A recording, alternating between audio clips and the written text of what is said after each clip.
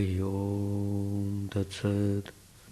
Om Stapakaya cha dharmasya Sarvadharma Swarupine Stapakaya cha dharmasya Sarvadharma Swarupine Avatar Varishtaya Ramakrishna Te Namah. Asato ma sadgamaya Tamaso ma jyotirgamaya Asato ma sadgamaya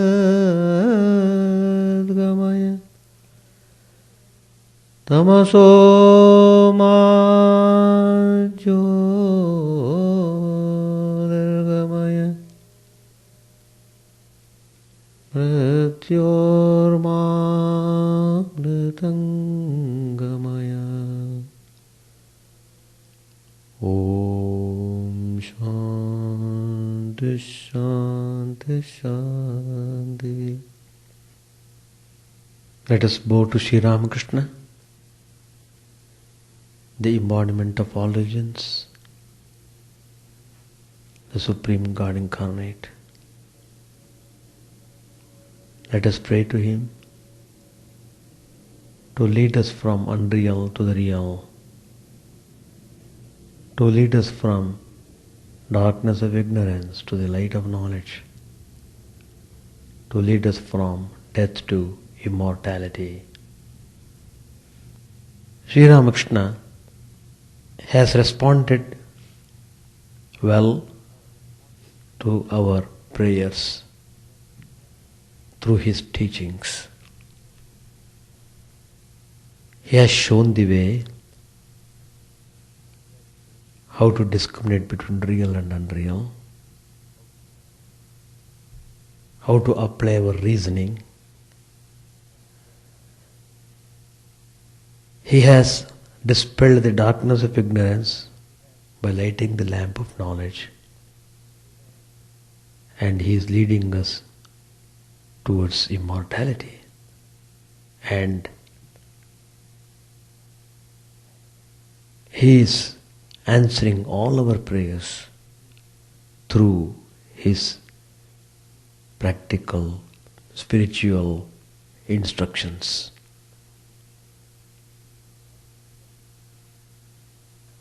Then why is it we are not able to experience the result?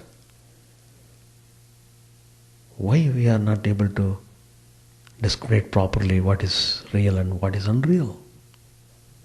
Why there is still darkness of ignorance? It is because we are not following the spiritual instructions given by Sri Ramakrishna in every respect. That's all. It only shows how much we should be serious about our spiritual life. We start spiritual life with all sincerity. Just like the baby, when it is just born, how fantastic, enchanting its face, its smiles, even its cries, its movements, its behavior, everything is so lovely. It's because of complete guilelessness of the child. In the same way, the spiritual aspirant in the beginning, he behaves like the child. Very lovable,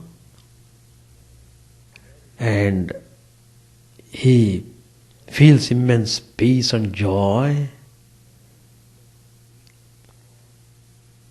But as the child grows, it behaves differently. There is a period called adolescent period. One can become very haughty, arrogant, violent, all sorts of things. Or he can turn out to be very good, gentle, polite, kind, loving. So that adolescent period is a crucial period in one's life. In the same way, in the spiritual life too, there is a period of adolescence. How many people go mad instead of growing spiritually? They become worse than even ordinary worldly people.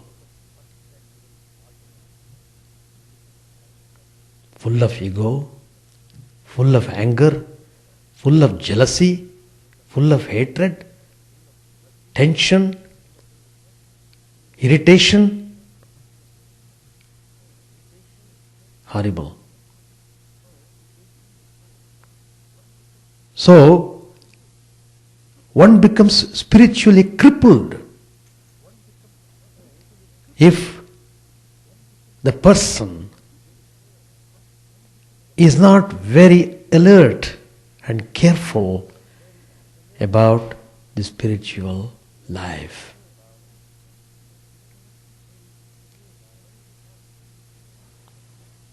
It is very important to note this point.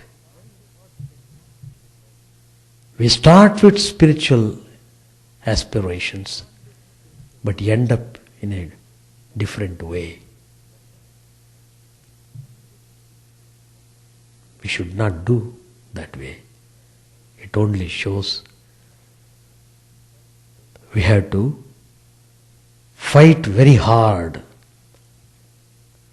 against all odds in order to get success in spiritual life.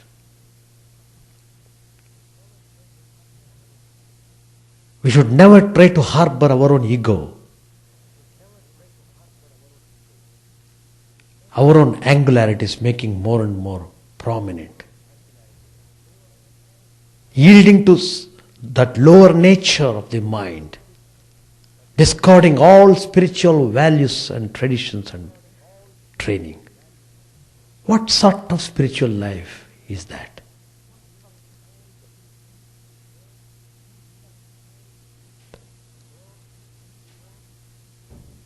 So, do you really want spiritual success? Do you really want to conquer death and get immense peace and bliss?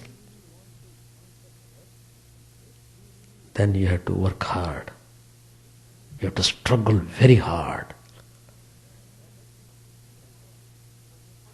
Your attention should be on your efforts more than in anything else. Even the slightest deviation from your spiritual path is very serious from the point of view of your spirituality. So Sri Ramakrishna said to Ishan,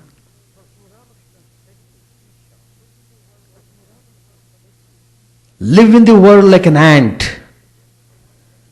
The world contains a mixture of truth and untruth, sugar and sand. Be an ant and take the sugar.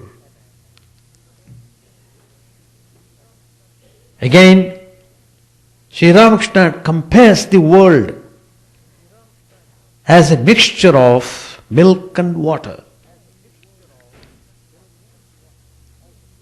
Milk and water.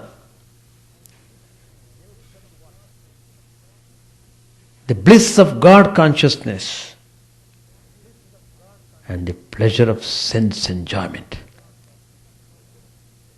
Bliss of God consciousness is milk, pleasure of sense enjoyment is water. Be a swan and drink the milk leaving the water aside.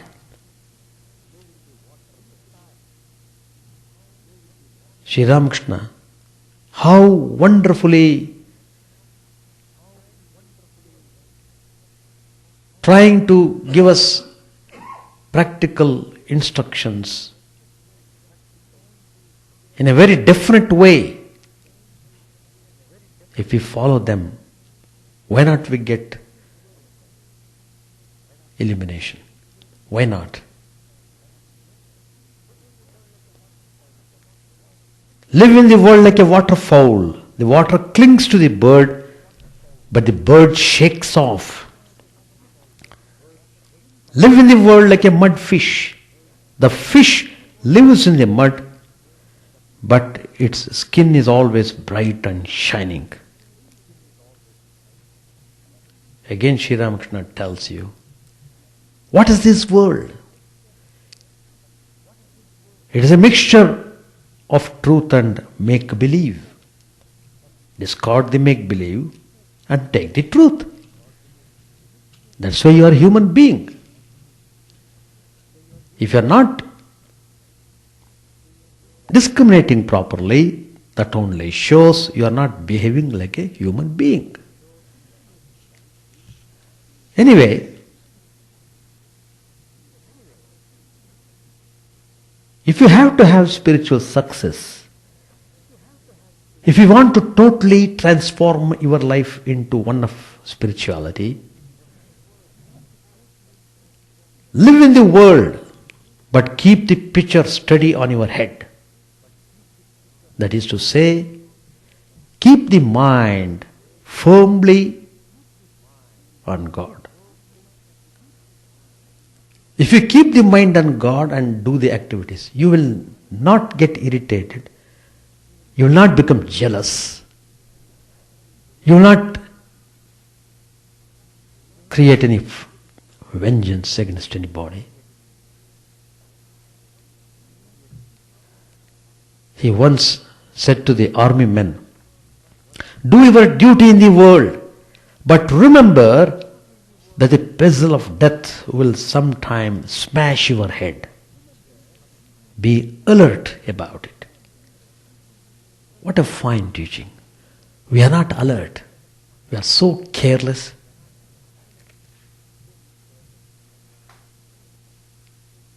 Haphazard in doing things. So there is always danger of becoming more worldly than the worldly man.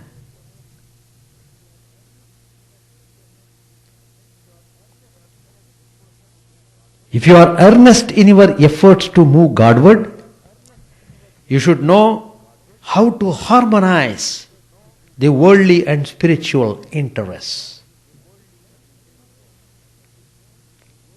Sri Ramakrishna tells you, live in the world, but be not worldly.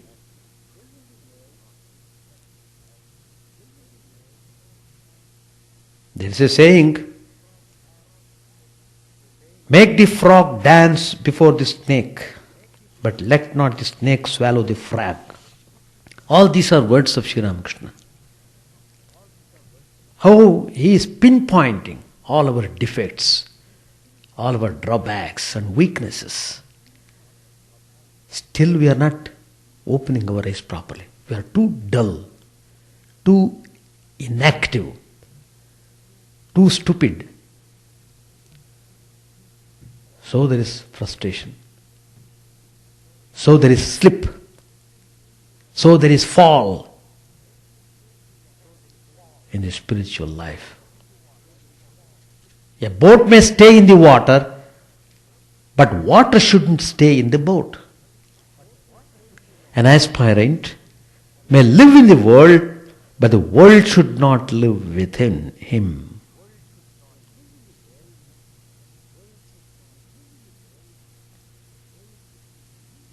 So, it means lot of training and effort. You must love to repeat the divine mantra you have received by the Guru. Holy Mother, how nicely she has said to an aspirant. She said, repeat the name of the Lord.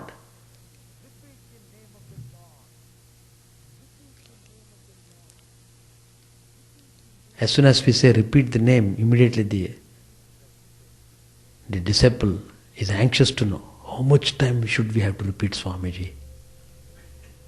They are terrified if you tell little more than what they can do.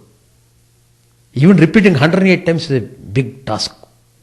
But they want all spiritual benefits.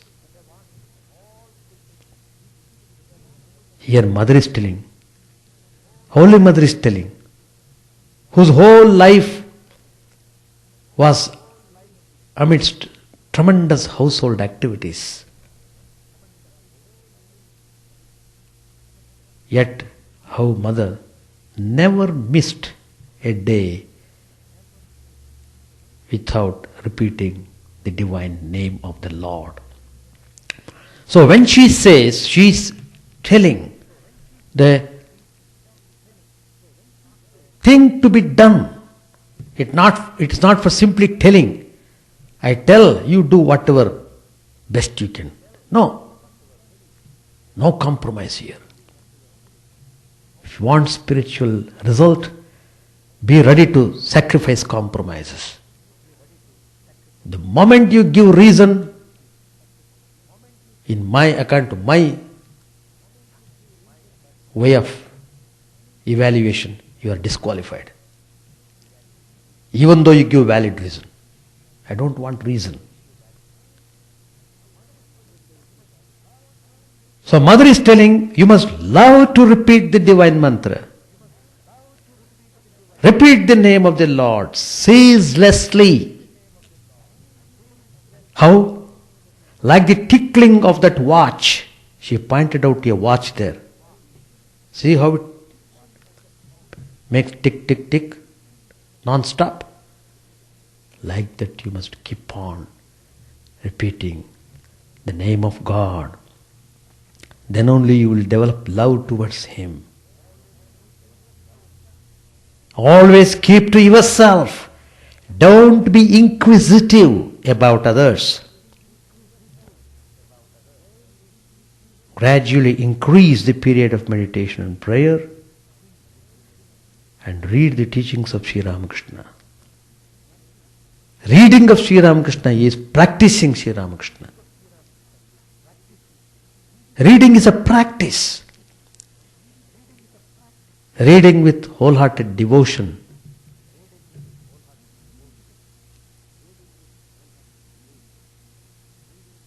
That's very important. Life is precious. It's only in this human life you are able to fulfill your spiritual aspiration. In no other life it is possible. You may become one of the gods in the heavens, but you will not have illumination. To get illumination, to get spiritual illumination, to get immense peace and joy, to be freed from bondage, you have to come to this human life.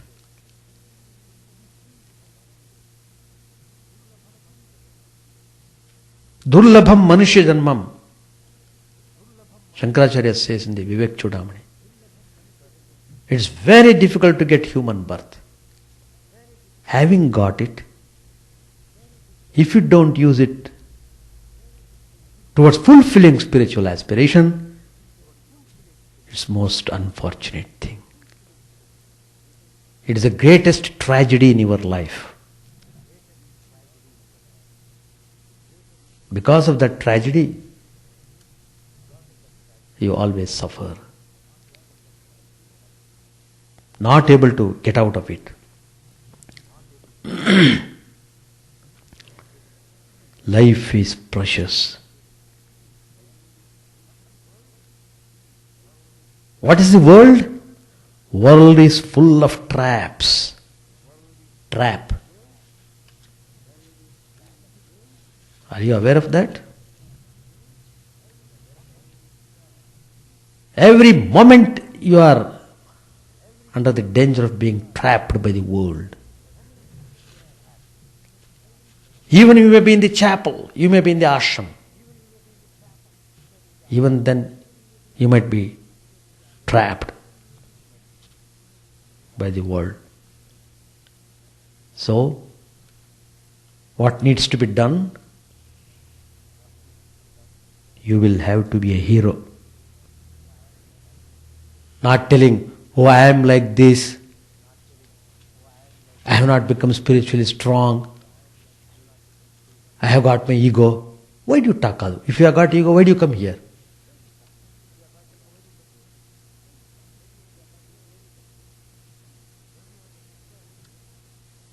Why do you want to declare your ego? Spiritual life is a hero's job. Nayamatma balahinela labhyaha. The truth cannot be realized by the weakling. Yielding to lower nature of the mind is the worst type of weakness.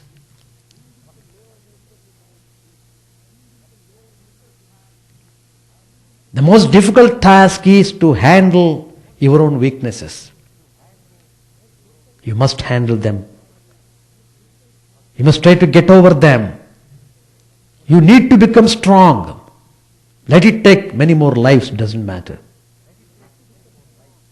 Unless you become strong, you can never have illumination. Unless you are humble, you can never have spiritual success.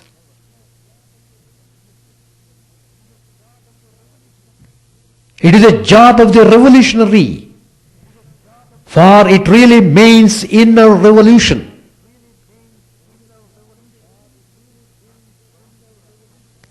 You should not be drowsy or dopey. You must be awakened and determined. You will have to go through all the rigors. You have to pass through all pains and lacerations of life in a continuous and unbroken process of self-regeneration.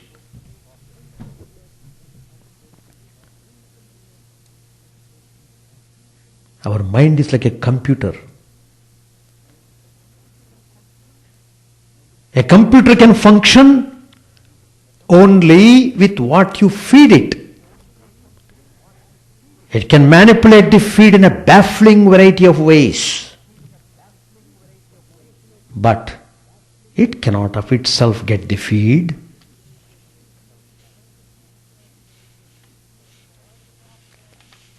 You have to provide the software for the computer to work.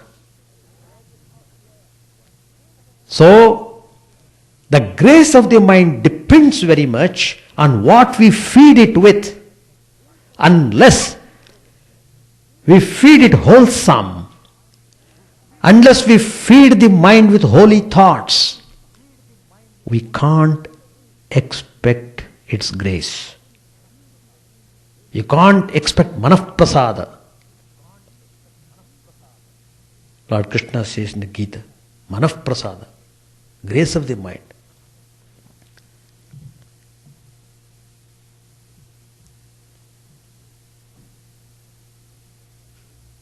You will have to train your mind to behave spiritually. Very important point you should note.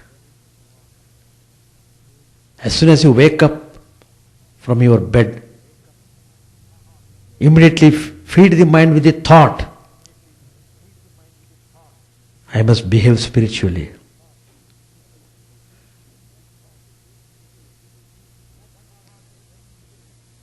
With that thought, the training will begin. And once the mind gets trained, then you will see how we become recipient of grace. Then you feel immense joy in spiritual life.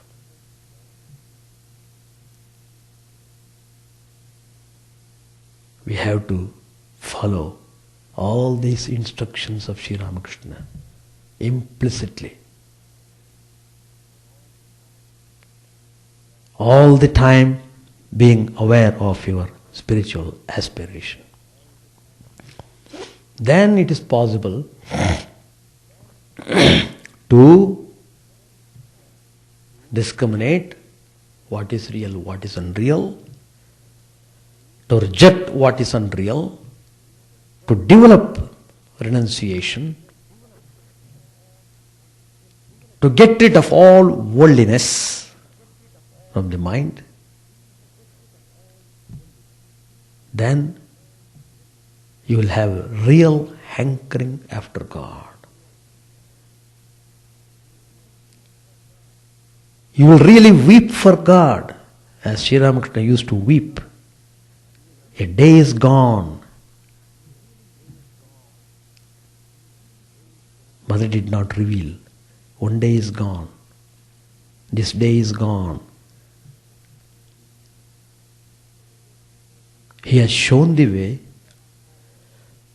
Whatever he has told was the result of his own experience. There's nothing more to say. Coming to Sri Ramakrishna means stepping into spiritual practice. Talk less, practice more. That's the beauty of Sri Ramakrishna's teachings. Let us try to follow. Let us be humble. The more you humble, the more you become nearer to God. Let us not forget this fact. Jai Ramakrishna. Page 478. Well, Brahman alone has become everything. Therefore, to the Vijnani, this world is a mansion's mirth. But to the Jnani, it is a framework of illusion. Ramprasad described the whole world as a framework of illusion. Another man said to him by way of retort, "This very world is a mansion of mirth. Here I can eat, here drink and make merry." O physician, Ramprasad belonged to physician caste, you are a fool. You see only the surface of things. Janaka's might was unsurpassed. What did he lack of the world or the spirit? Holding to one as well as the other, he drank his milk from a brimming cup. The Vijnani enjoys the bliss of God in a richer way. Some have heard of milk, some have seen it, and some have drunk it. The Vijnani has drunk milk, enjoyed it, and been nourished by it. The master remained silent a few moments and then asked Pandit Shashadhar to have a smoke. The Pandit went to the southeast veranda to smoke. Soon he came back to the room and sat on the floor with the devotees. Seated on the small couch, the master continued the conversation. Master said to the Pandit, "Let me tell you something. There are three kinds of ananda, joy. The joy of worldly enjoyment, the joy of worship, and the joy of Brahman. The joy of worldly enjoyment is a joy of lust and gold, which people always enjoy. The joy of worship one enjoys while chanting the name and glories of God. And the joy of Brahman is the joy of God vision.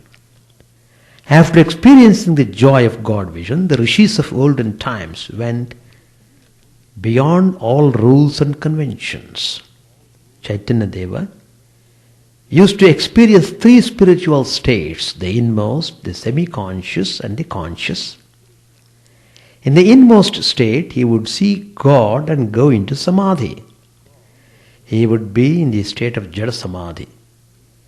In the semi-conscious state, he would be partially conscious of the outer world. In the conscious state, he could sing the name and glories of God. Hazra said to the Pandit, "So, your doubts are now solved?" Master to the Pandit, "What is Samadhi?" "It is the complete merging of the mind in God consciousness. The Jnani experiences Jada Samadhi, in which no trace of I is left. The Samadhi attained through the Bhakti is called Chetana Samadhi. In this Samadhi, there remains the consciousness of I, the I of the servant and master relationship, of the lover and beloved relationship, of the enjoyer and food relationship. God is a master, the devotee is a servant. God is a beloved, the devotee is a lover. God is a food and the devotee is the enjoyer. I don't want to be sugar, I want to eat it." Pandit, "What will happen if God dissolves all of the I, if he changes the enjoyer himself into sugar?" Master said smilingly, Come, tell me what is in your mind. But don't the scriptures mention Narada, Sanaka, Sanatana, Sanandana and Sanat Kumara?" "Yes, sir, they do." Master said, "Though they were jnanis, yet they wept, they kept the eye of the bhakta. Haven't you read the Bhagavat?" Pandit said, "I have read only part of it, not the whole."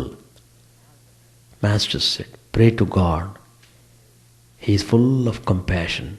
Will he not listen to the words of his devotee? He is the Kalpataru. You will get whatever you desire from him."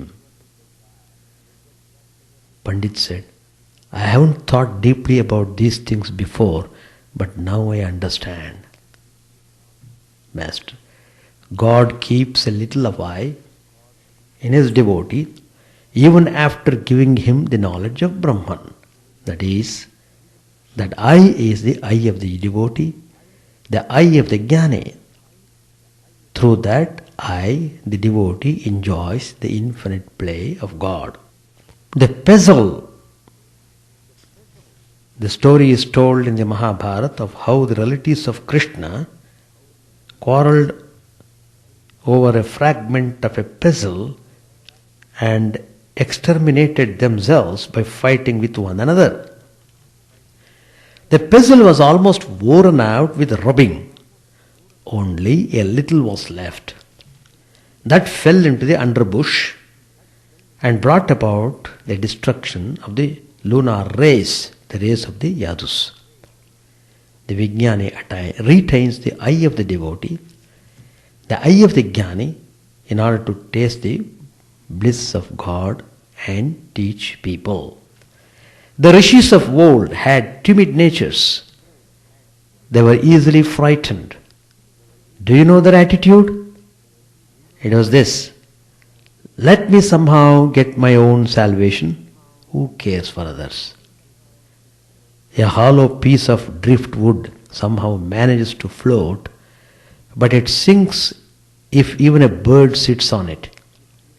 But Narada and sages of his kind are like a huge log that not only can float across the other shore, but can carry many animals and other creatures as well. A steamship itself crosses the ocean and also carries people across. Teachers like Narad belonged to the class of the Vijnani. They were much more courageous than the other rishis. They are like an expert Satranchi player. You must have noticed how he shouts as he throws the dice. What do I want? 6? No, 5. Here is 5. And every time he throws the dice, he gets the number he wants. He is such a clever player. And while playing, he even twirls his mustaches. A mere Jnani trembles with fear. He is like an amateur Satrancha player. He is anxious to move his pieces somehow to the safety zone where they won't be overtaken by his opponent. But a Vijnani is not afraid of anything. He has realized both aspects of God, personal and impersonal. He has talked with God. He has enjoyed the bliss of God. It's a joy to merge the mind in the indivisible Brahman through contemplation. And it is also a joy to keep the mind on the Leela, the relative, without dissolving it in the absolute. A mere Jnani is a monotonous person. He always analyzes, saying, it is not this, not this. The world is like a dream. But I have raised both my hands, therefore I accept everything. Listen to a story. Once a woman went to see her weaver friend. The weaver, who had been spinning different kinds of silk thread, was very happy to see her friend and said to her, friend, I can tell you how happy I am to see you. Let me give you some refreshments. She left the room. The woman looked at the threads of different colors and was tempted. She hid a bundle of thread under one arm. The weaver returned presently with the refreshments and began to feed her guest with great enthusiasm. But looking at the thread, she realized that her friend had taken a bundle. Hitting upon a plan to get it back, she said, friend, it is so long since I have seen you. This is a day of great joy for me. I feel very much like asking you to dance with me. The friend said, sister, I am feeling very happy too. So the two friends began to dance together. When the weaver saw that her friend danced without raising her hands, she said, friend, let us dance with both hands raised. This is a day of great joy. But the guest pressed one arm to her side and danced raising only the other. The weaver said, how is this, friend? Why should you dance with only one hand raised? Dance with me raising both hands. Look at me. See how I dance with both hands raised? But the guest still pressed one arm to her side. She danced with the other hand raised and said with a smile, this is all I know of dancing. The master continued, I don't press my arm to my side. Both my hands are free. I am not afraid of anything. I accept both the Nitya and the Leela, both the absolute and the relative. We shall stop.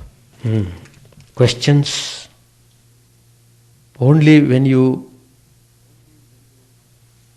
feed your mind with spiritual ideas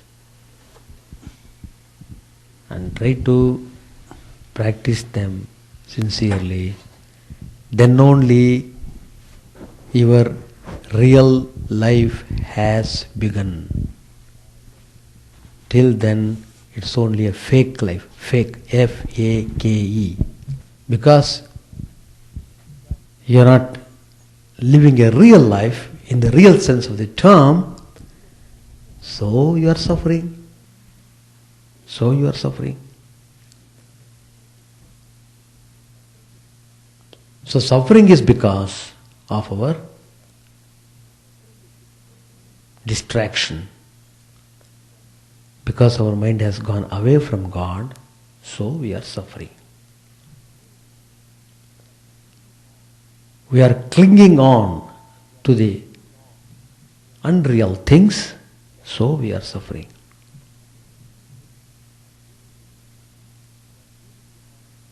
We are feeding the mind with all sorts of desires, so we are suffering. So, God has given all the facilities, opportunities to start spiritual life. He has given good body, He has given good mind, He has given everything. But still if you don't practice, then whose fault is that? One can take the horse to the riverside. One can even force the horse's face into the water, but the horse should drink it. If it does not drink the water, in spite of taking all the trouble, it is futile. So effort must be there. One should try, one should struggle. Then only you will be able to unfold the spiritual tendencies. Any more? No questions, eh?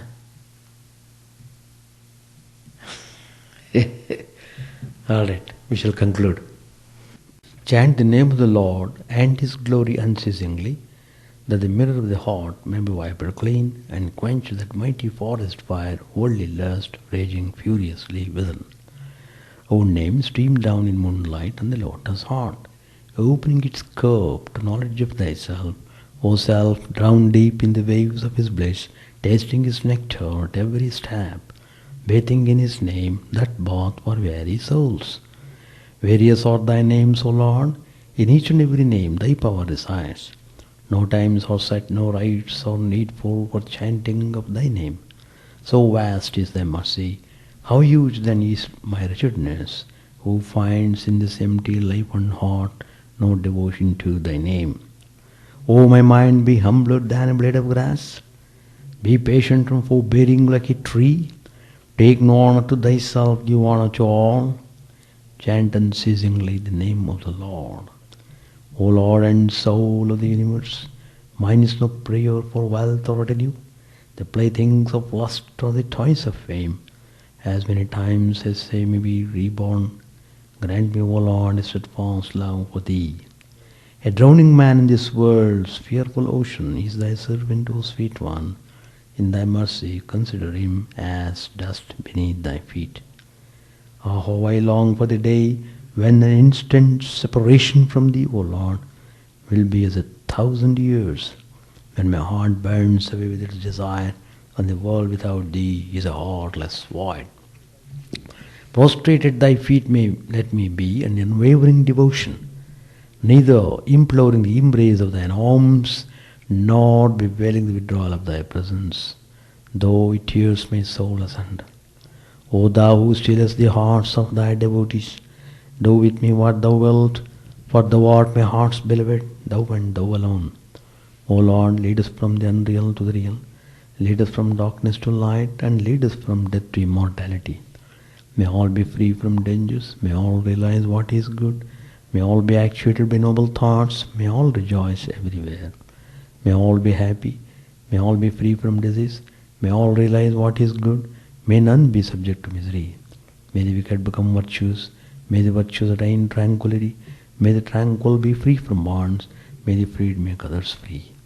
May good betide all people, may the sovereign righteously rule the earth, may all beings ever attain what is good, may the worlds be prosperous and happy, may the clouds pour rain in time, may the earth be blessed with crops, may all countries be free from calamity, may holy men live without fear.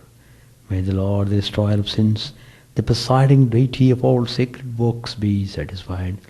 For he being pleased, the whole universe becomes pleased. He being satisfied, the whole universe feels satisfied.